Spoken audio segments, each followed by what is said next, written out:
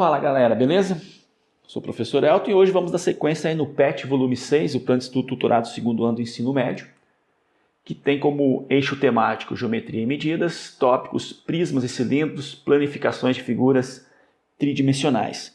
Se você ainda não é inscrito no canal, se inscreva, aproveita e deixa o seu like aí no vídeo e, se possível, compartilhe com o seu colega. Bom, nessa semana nós vamos falar a respeito de secção transversal de um prisma ou de um cilindro. O que é a secção transversal? É você pegar um prisma e cortar ele com um plano, e esse plano é paralelo à base, beleza? Nesse caso, o prisma ele é pentagonal, tem 5 lados, e eu travessei um plano aqui paralelo à base. E essa região que eu encontrei aqui é a chamada secção transversal. Como o plano é paralelo à base, essa secção é igualzinho à base. Então a secção também é um pentágono de mesma área, de mesma medida, é idêntico. Tá? Então toda secção transversal de um prisma tem a região igualzinho à base. Beleza? Isso também acontece no cilindro. Se eu pegar um plano e cortar o cilindro em qualquer lugar, e esse plano for paralelo à base, essa região verde aqui é a chamada secção transversal. E ela é igualzinho à base. A base é um círculo de raio R. Isso aqui também vai ser um círculo de raio R. Então a secção transversal de um prisma ou de um cilindro tem a mesma região que a base. Beleza? Então os 4 exercícios é basicamente em cima disso que nós vamos responder. Olha só a questão número 1. 2 planos interceptam um cilindro circular de altura h, determinando 2 secções desse cilindro. Esses planos são paralelos aos planos da base desse cilindro, sendo que cada um deles está a uma distância de h/3 de uma das bases. Então o cilindro ele foi cortado por 2 planos, mas o mais importante é que os planos são paralelos aos planos da base. Beleza? As 2 secções obtidas nesse cilindro são, bom, 2 círculos congruentes às suas bases? Sim. Nem vou pensar no restante. Se o meu sólido geométrico é um cilindro circular e eu faço 2 secções, sendo que essas secções são paralelas aos planos das bases, essas secções possuem o mesmo formato da base do cilindro. A base do cilindro é um círculo, então essas 2 secções são 2 círculos congruentes às suas bases. Acabou. Beleza? Vamos para o item 2. O item 2 agora diz a mesma coisa, né? Só que são 2 planos que interceptam um prisma de altura h. Lembrando que um prisma já não tem mais como base um círculo, e sim um polígono. Pode ser um triângulo, um quadrado, um retângulo, seja lá o que for. Determinando 2 secções desse prisma. Esses planos são paralelos aos planos das bases desse prisma. Ou seja, essas 2 secções têm o mesmo formato que a base. Tá? Independente da altura que foi feito o corte.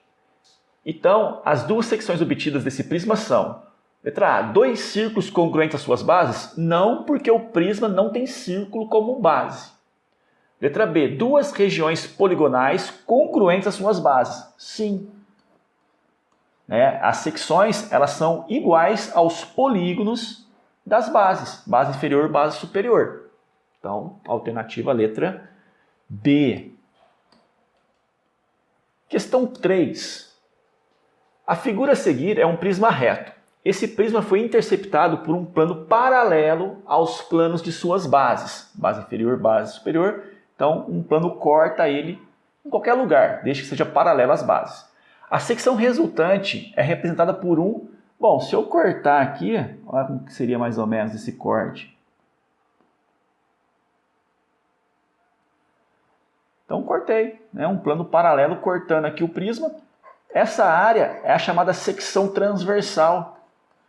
E a secção transversal, por ser feita de maneira paralela à base, tem o mesmo formato que a base. Como a base é um hexágono, a secção também será um hexágono. Beleza? E para finalizar aí a semana número 3, temos a questão 4.